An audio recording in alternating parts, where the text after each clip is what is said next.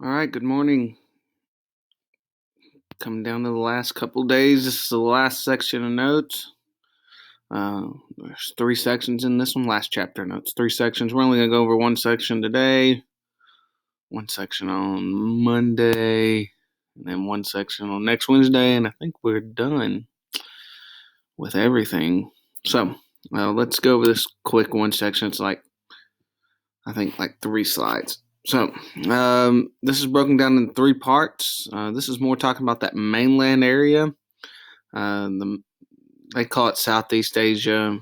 It's just mostly that mainland area and parts of Indonesia. So China and India had the biggest influence on this area, mainly because of their location. Let's see if I have a map here. Yeah.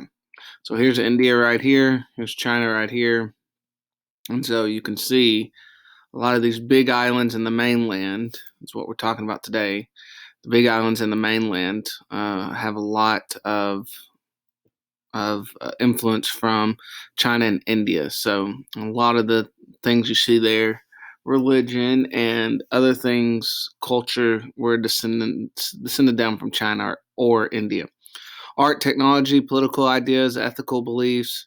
You have both Hinduism and Buddhism. Hinduism from India, Buddhism from China. That spread all throughout this region. You have mandalas. Remember, the mandalas are those geometric shapes. In this case, how they the geometric shapes that, like, remember the swastika was a mandala that symbolized peace and prosperity. Well, mandalas are those geometric designs and shapes. So how they also used to do that was they'd usually have a central kind of area, and then they would have different states that surround the outside of it. And so that's kind of how they organize their political stuff is in mandalas. You have the Khmer Empire that ruled from Cambodia in Southeast Asia from the 9th to the 15th century. It ruled all throughout this area. By the 20th century, around the 1900s, Southeast Asia was mostly colonized. You can see here the colonization. In 1895, you had the British had some territory here. You had the Spanish had some territory in the Philippines. You had the French, the Dutch. That's where they did a lot of trading. The Germans. So you had where's the Portuguese? I guess right there. Is that purple? Not really much Portuguese here. But a lot of it was colonized by the Europeans because the Europeans wanted to control the trade in this region. They made colonies to produce things like rubber, sugar, rice, and tea. Um, why were they not doing this in Latin America? But by this time, most of Latin America has gotten their independence and declared their independence through either fighting or other means. Most of this region hadn't fought back for their independence. So then, during World War II broke out, and between World War I and World War II, these regions kind of got a little independence. But then in World War II, by World War II, Japan had controlled almost all of this region. They spread out all throughout this region. After the war, they sought independence. All these countries sought independence. You had this region called Indochina. It was Laos, Cambodia, Vietnam. All three of them were controlled by the French, and eventually all three of them got their own independence. We had the Vietnam War that we were trying to stop try to stop Vietnam from becoming communist, because China and Russia were trying to help it become communist, and we did not want it to become communist. So you had Vietnam here. Vietnam War was us trying to go up through here to stop the spread of communism. Communism trying to come down through here to start communist. And so eventually, United States, we never really actually won this war. We just fought it for a long time and eventually withdrew our troops.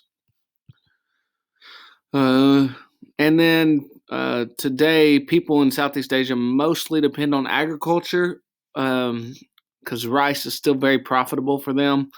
So mostly agriculture. You do have some these that are starting to become more and more manufacturing based. Like a lot of things are made in Cambodia and Vietnam and Thailand. You start having all these starting to switch towards that, but still, majority of the people there today are uh, farmers. ASEAN is the Association of Southeast Asian Nations that they're kind of allied together. They promote growth and peace. They don't want to fight against each other, and so they're trying to promote economic growth in that region. Textiles, clothing, electronic products. And then the last slide here. Southeast Asia has a religious diversity because of who controlled them. The French are mostly Catholic, so people here were you have a large region of this Indochina area that was has a Catholic background. You have some that are more Christian background with the non-Catholic background. Protestant, that would be more the British here. Some in this region. And so it just depends on them. But still, a lot of people are still Buddhist and Hindu. But you do still have some Christianity mixed in there. Buddhism and Hinduism influence art and architecture, especially in Cambodia. You might have seen this before. This is an old abandoned ancient city that was a huge city at the time. Big empire was kind of the home base for it, but you can see that that's kind of the architecture style. And most Southeast Asians live in rural villages and follow traditional lifestyle that goes straight with their farming. However, a lot of them are moving to cities and going more towards industry and modern living, which is what we were just talking about. All right, so that's it. Remember, just put in one sentence what you learned for today, and yeah, that's it. Have a good weekend.